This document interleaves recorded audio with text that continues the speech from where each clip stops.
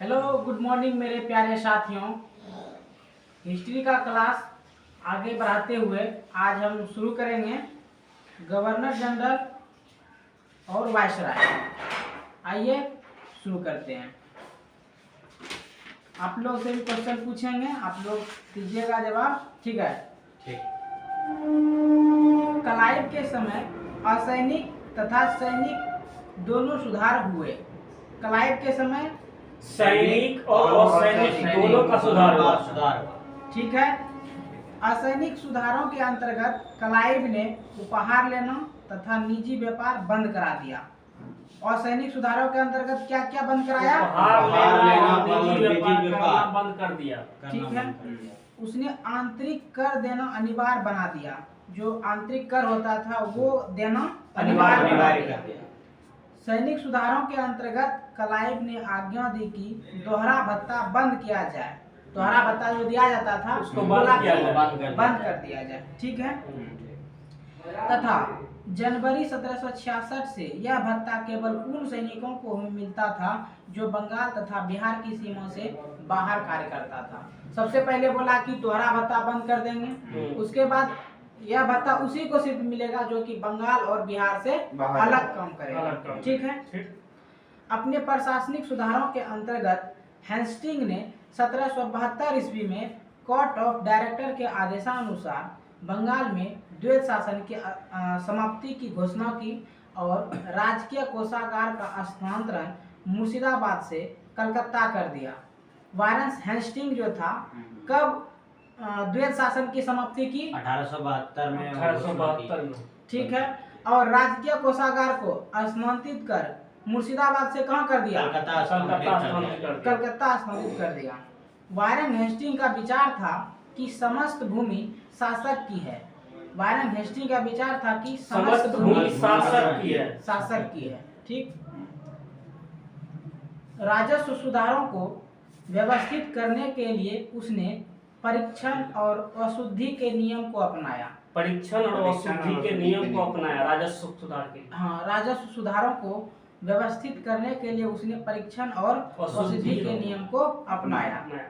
Regulating act 1773 के तहत British संसद के द्वारा बंगाल में पहली बार कॉलेजिस्ट सरकार की व्यवस्था की गई।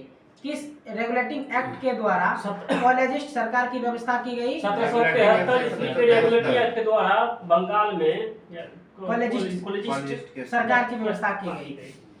इस सरकार में एक अध्यक्ष तथा 4 सदस्य का प्रावधान किया गया था। कॉलेजिस्ट एक्ट में हाँ, एक अध्यक्ष और 4 सदस्य का प्रावधान किया गया था। ठीक है। अध्यक्ष को गवर्नर जनरल का पदनाम दिया गया। उसमें जो अध्यक्ष था उसका क्या पदनाम दिया गया? गवर्नर जनरल के नाम से जाना जाएगा। ठीक। वारन हेस्टिंग 1774 ईस्वी में बंगाल का प्रथम गवर्नर जनरल नियुक्त हुआ। वारन हेस्टिंग्स कब बंगाल का गवर्नर जनरल नियुक्त हुआ? 1774 ईस्वी में। ठीक है। जन प्रशासन की नींव वारन हेस्टिंग द्वारा मजबूती से रखी गई थी।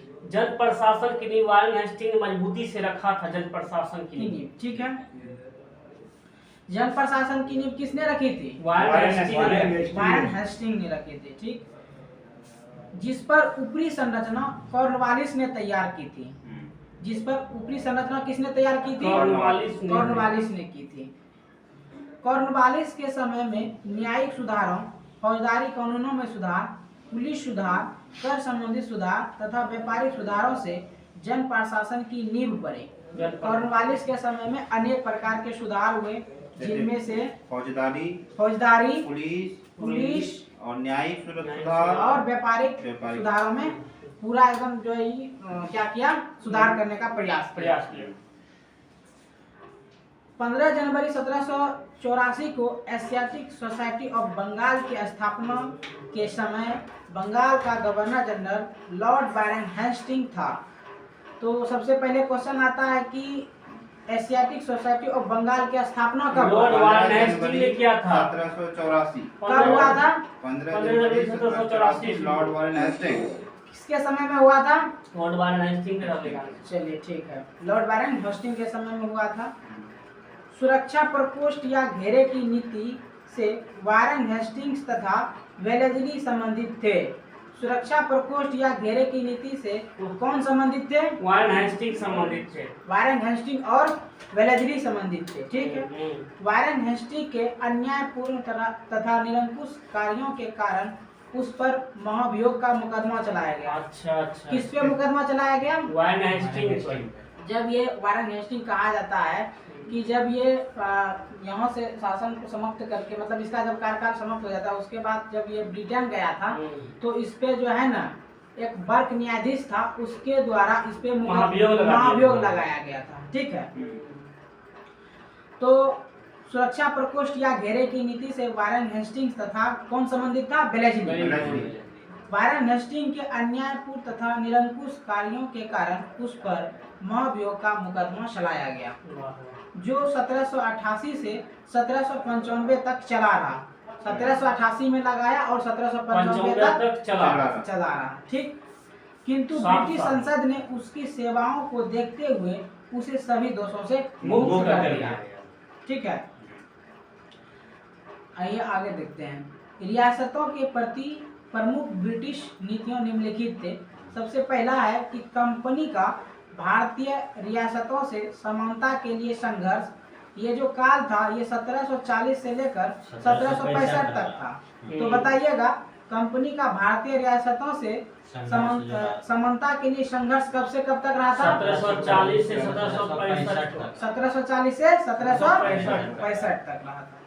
सुरक्षा प्रकोष्ठ या घेरे की नीति कब से कब रहा था? ये रहा था 1765 से 1813। तो बताइए सुरक्षा प्रकोष्ठ या घेरे की नीति कब से कब तक रहा था? 1765 से 1813 तक।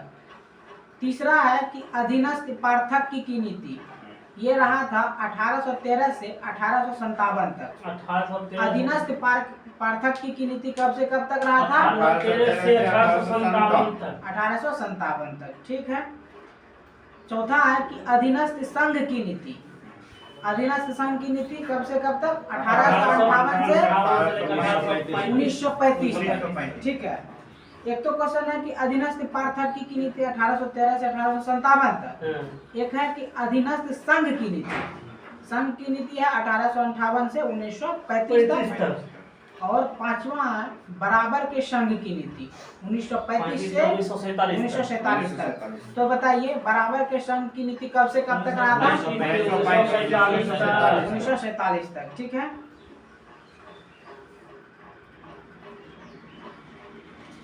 दीवानी और फौजदारी कचहरियों के श्रेणीबद्ध संगठन के जरिए न्याय प्रदान करने के लिए एक नई व्यवस्था की नींव अंग्रेजों ने रखी थी। दीवानी और फौजदारी कचहरियों को मतलब श्रेणीबद्ध करने के लिए सबसे पहले नींव किसने रखा? अंग्रेजों ने रखा था। ठीक है। इस व्यवस्था के दौरान वारन हेस्टिंग ने आरंभ किया, मगर कॉर्नवालिस ने इसे और सुदृढ़ बनाया। इस व्यवस्था को वारन हेस्टिंग ने आरंभ किया, शुरुआत किसने किया? और इसको सबसे ज्यादा विस्तृत और सुदृढ़ किसने बनाया? कॉर्नवालिस ने बनाया था। ठीक है। शक्ति कलेक्टर के हाथों में केंद्रित कर दी गई, मतलब शक्ति जो था कलेक्टर के हाथों में केंद्रित कर दी गई। 1787 ईस्वी में जिले के प्रभारी कलेक्टरों को दीवानी अदालतों के दीवानी न्यायाधीश की नियुक्ति कर दिया गया तथा इसके अतिरिक्त इन्हें फौजदारी शक्तियों और सीमित मामलों में फौजदारी न्याय करने का भी अधिकार दे दिया। किसको? कलेक्टर को दे दिया गया ये सब अधिकार। ठीक है।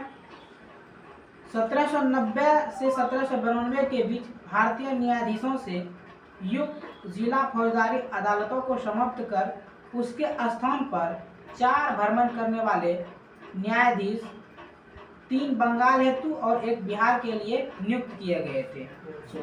कहता है कि 1790 से लेकर 1792 के बीच भारतीय न्यायाधीशों से युक्त जिला फौजदारी अदालतों को समाप्त कर दिया। मतलब जिला अदालत को क्या कर दिया, समाप्त कर दिया। उसके स्थान पर 4 भ्रमण करने वाले संस्थाएं की गठन 3 बंगाल के लिए और 1 बिहार के लिए नियुक्त कर दिया गया। इन अदालतों के अध्यक्ष यूरोपीय व्यक्ति तथा भारतीय काजी एवं मुफ्ती के सहयोग से की जाती थी। यह जो अदालत था उसका अध्यक्ष यूरोपीय व्यक्ति द्वारा करता था और भारतीय काजी और मुफ्ती के सहयोग से की जाती थी। लॉर्ड कॉर्नवालिस ने कानून की विशेषता का नियम जो इससे पूर्व नहीं था भारत में लागू किया। कानून की विशेषता का नियम किसने लागू किया, लॉर्ड कॉर्नवालिस ने किया था। कॉर्नवालिस ने अपने न्यायिक सुधारों को 1793 तक अंतिम रूप देकर उन्हें कॉर्नवालिस संहिता के रूप में प्रस्तुत किया। क्या बोला कि कॉर्नवालिस ने अपने न्यायिक सुधारों को कब 1793 ईस्वी तक अंतिम रूप देकर एक कोड बना दिया, एक संहिता बना दिया। उसको नाम दे दिया क्या, कॉर्नवालिस संहिता। उसे कॉर्नवालिस कोड भी कहा था। हाँ, कॉर्नवालिस कोड भी कहते हैं। यह सुधार प्रसिद्ध सिद्धांत शक्तियों के पृथक्करण पर आधारित था। वो जो कॉर्नवालिस संहिता या कॉर्नवालिस कोड बनाया शक्तियों का पृथक्करण पर आधारित था।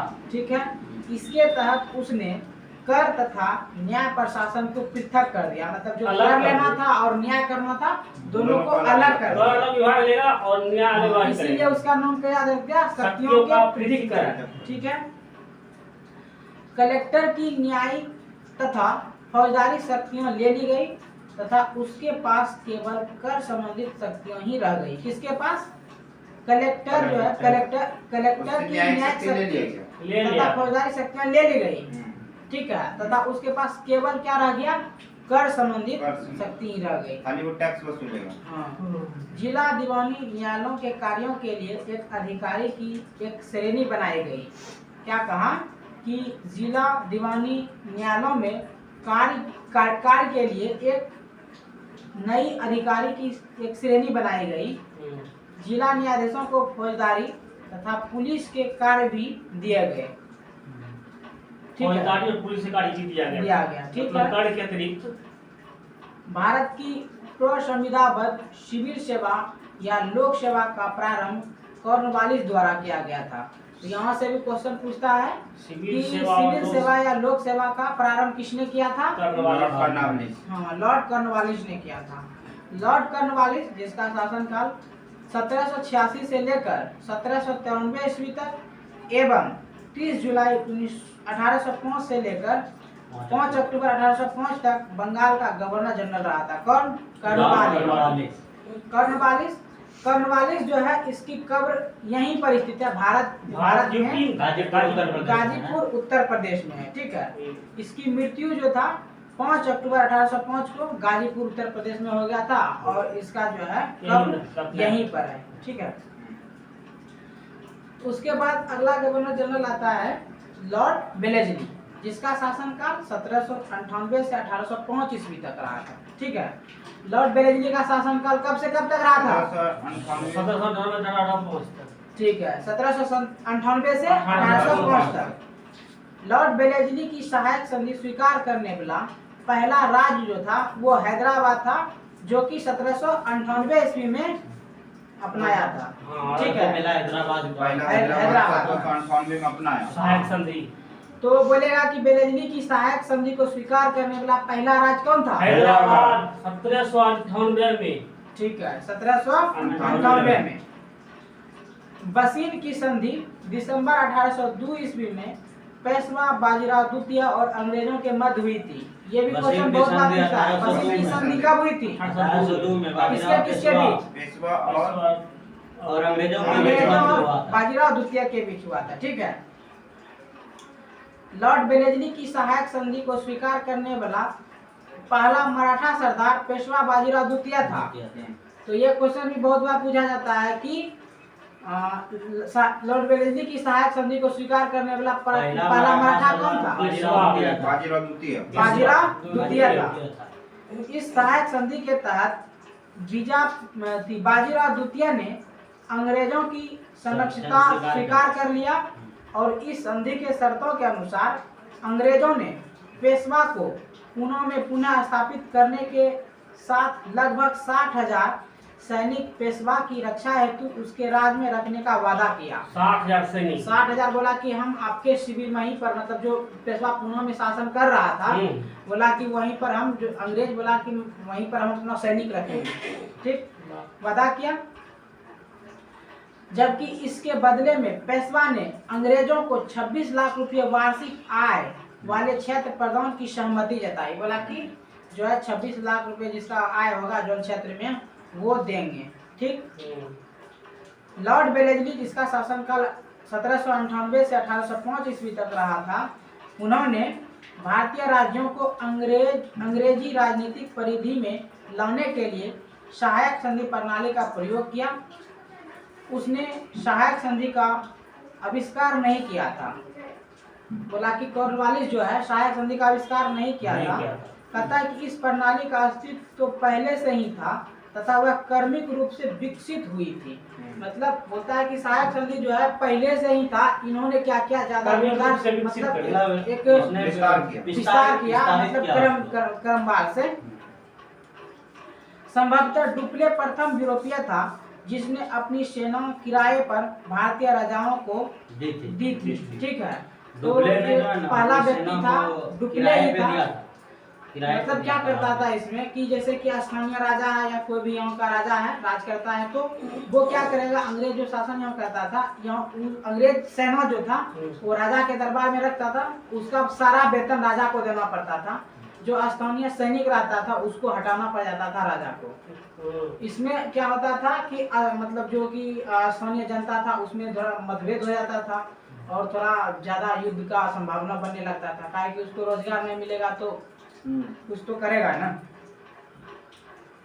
तो प्रथम यूरोपीय कौन था जिसने अपनी सेना किराए पर भारतीय राजाओं को दी थी? डुप्ले था। ठीक है, डुप्ले। अंग्रेजों ने भी इस प्रणाली अपनाई और डुप्ले के बाद फिर अंग्रेजों ने भी क्या किया, यही प्रणाली को अपनाया। प्रथम सहायक संधि 1765 ईस्वी में अवध से की गई थी, जब कंपनी ने निश्चित धन के बदले उसकी सीमाओं की रक्षा करने का वचन दिया था। धन नहीं देने के बाद सीमा का मतलब सुरक्षित रखना। ठीक है, तो प्रथम सहायक संधि 1765 ईस्वी में अवध से की गई थी, जब कंपनी ने निश्चित धन के बदले उसकी सीमाओं की रक्षा करने का वचन दिया था। बोला कि आप कुछ हमको धन दीजिए, हम आपके सीमा का रक्षा करेंगे। किन्होंने कहा था? अंग्रेजों द्वारा कहा गया था। ठीक है, लॉर्ड वेलेस्ली द्वारा विशिष्ट सीमाओं की रक्षा, तो लॉर्ड वेलेस्ली द्वारा विशिष्ट रूप से परिवर्तित सहायक संधि को स्वीकार करने वाले राज थे। सबसे पहले तो हैदराबाद जो कि 1798 में किया था, और दूसरी बार एक बार और किया था 1800 में भी किया था। ठीक है, तो हैदराबाद 2 बार, सबसे पहले 1798 में, फिर 1800 में भी किया था। उसके बाद मैसूर 1799 में किया था स्वीकार। ठीक है, मैसूर कब किया था? 1799 में। हैदराबाद 98 में और 1800 में। तंजौर किया था अक्टूबर 1799 में। ठीक है, तंजौर कब किया था? अक्टूबर 1799 को। अक्टूबर 1799 को। अवध किया था नवंबर 1801 में। अवध कब किया था? 1801 में। पैसवा दिसंबर 1802 में। पैसवा कब किया था? दिसंबर 1802 में। दिसंबर 1802 में। बरार दिसंबर 1803 में। बरार 1803 में। सिंधिया फरवरी 1804 में। सिंधिया कब किया था? फरवरी 1804 में। जोधपुर, जयपुर, मच्छेरी, बूंदी तथा भरतपुर सब ने मिलकर जो है इसको स्वीकार किया। ठीक है, तो एक बार हम पूछेंगे, आप लोग बताइएगा कब कब कौन कौन स्वीकार किया था। हैदराबाद कब किया था? 1798 में। 1800 में। मैसूर 1799 में। मैसूर 1799 में। तंजौर अक्टूबर 1799 में। अक्टूबर 1799 में। अवध 1801 में। पैसवा 1802 में। दिसंबर 1802 में। बरार 1803 में। 1803 में। सिंधिया 1804 में। 1804 में। और जोधपुर, जयपुर, मछली, बूंदी ये सब ने भी स्वीकार कर लिया था। ठीक है, अगला गवर्नर जनरल है लॉर्ड विलियम बेंटिक। बेंटिंग। ये जो है ज्यादा इसका महत्वपूर्ण कार्य है, इन्होंने बहुत ज्यादा काम किया है भारत में और कुछ सुधार भी किया है, कुछ औसैनिक विस्तार किया है। लॉर्ड विलियम बेंटिक ने जुलाई 1828 ईस्वी में बंगाल का गवर्नर जनरल का कार्यभार संभाला था। तो लॉर्ड विलियम बेंटिक ने कब बंगाल गवर्नर जनरल का कार्यभार संभाला था? 1828 ईस्वी में। उसने सती प्रथा, बालिका शिशुवध जैसी सामाजिक कुरीतियों को समाप्त करने के लिए प्रभावकारी प्रयत्न किया था। तो लॉर्ड विलियम बेंटिक ने कौन सी कुप्रथा को हटाया? बालिका शिशुवध, मतलब जो कि बालिका मतलब होता था उसको पहले ही मार दिया था। बालिका शिशुवध जैसी सामाजिक कुरीतियों को समाप्त करने के लिए इन्होंने प्रभावकारी प्रयत्न किया, बहुत जरा प्रयत्न किया, ठीक है। तथा देश में ठगी समाप्त कर शांति और व्यवस्था स्थापित किया। ठगी प्रथा जो होता था, मतलब किसी को ठग करके बेचना, इस तरह का जो प्रथा होता था तो उसको उन्होंने बंद किया, ठीक है। उसने कोर्ट ऑफ डायरेक्टर की इच्छाओं के अनुसार भारतीय रियासतों के प्रति यथासंभव तटस्थता की नीति अपनाई। जयपुर में अव्यवस्था से ऐसा उग्र रूप धारण कर लिया था कि ब्रिटिश रेजिमेंट पर ही प्रहार कर दिया, परंतु इस पर भी विलियम बेंटिक ने हस्तक्षेप करना स्वीकार नहीं किया। इस प्रकार जोधपुर, बूंदी, कोटा तथा भोपाल में उसने हस्तक्षेप नहीं किया, ठीक है। यद्यपि ऐसा करने के लिए पर्याप्त कारण थे, परंतु उसने इस नीति का अनुसरण छोड़कर 1831 ईस्वी में मैसूर तथा 1834 ईस्वी में कुर्ग एवं कछार की रियासतों को अपने प्रदेश में मिला लिया। तो मैसूर को कब? 1831 में, 1834 में किसको? कुर्ग, और अपनी रियासत में क्या कर लिया? मिला लिया, क्योंकि वहाँ बहुत अत्यधिक अव्यवस्था थी। इन्होंने कहता है कि कुर्ग और मैसूर में क्या थी? अत्यधिक अव्यवस्था था, इसीलिए उन्होंने ब्रिटिश उपनिवेश में मिला लिया, ठीक है। विलियम बेंटिक, जिसका शासनकाल 1828 से 1835 तक के शासन के 7 वर्षों में पुरानी निरंतर युद्धों तथा संयोजन की नीति को तिलांजलि दे दी गई। भारत में इतिहास में बेंटिक का नाम सामाजिक तथा प्रशासनिक सुधारों के कारण स्मरण किया जाता है।